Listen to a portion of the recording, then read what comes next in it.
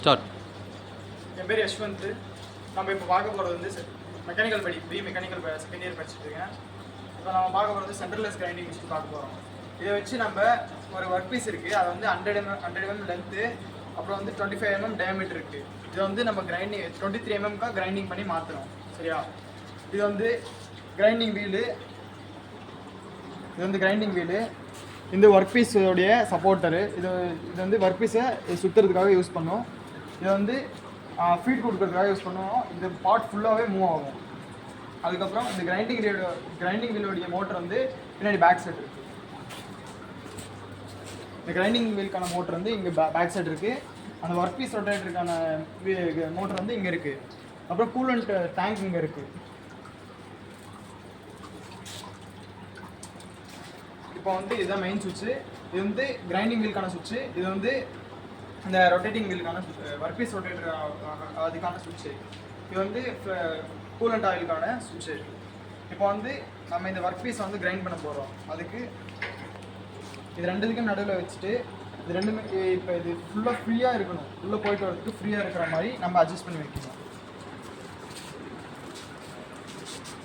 இது வந்து clock wise rotate பண்ணால் இது லூஸ் ஆகும். கிளாக் வைஸ் ரொட்டேட் பண்ணனா ஒர்க் பீஸ் போகிறதுக்காக லூஸாக இருக்கும்.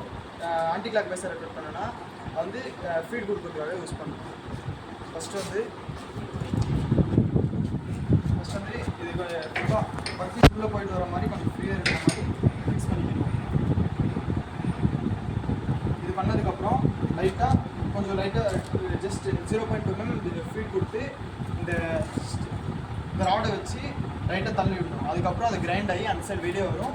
அதுக்கப்புறம் இந்த ராடில் தள்ளி அதை எடுத்து மறுபடியும் ஒரே ஃபீட்லேயே 2 to 3 சைக்கிள்ஸ் மறுபடியும் பண்ணணும். அதுக்கப்புறம் தான் ஃபீடை இன்க்ரீஸ் பண்ணணும்.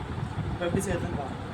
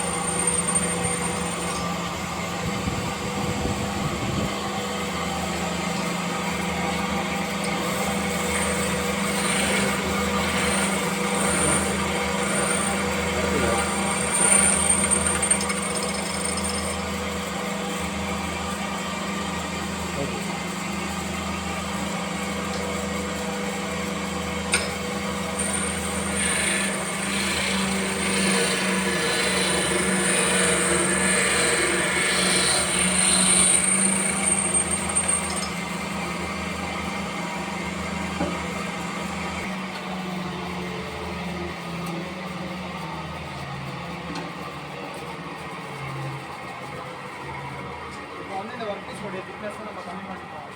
இப்போ சென்ட்ரலெஸ் கிரைண்டிங் மிஷினில் பண்ணுறது எதுக்காக பண்ணுறோன்னா, இதே லேத் மிஷினில் கூட பண்ணலாம்.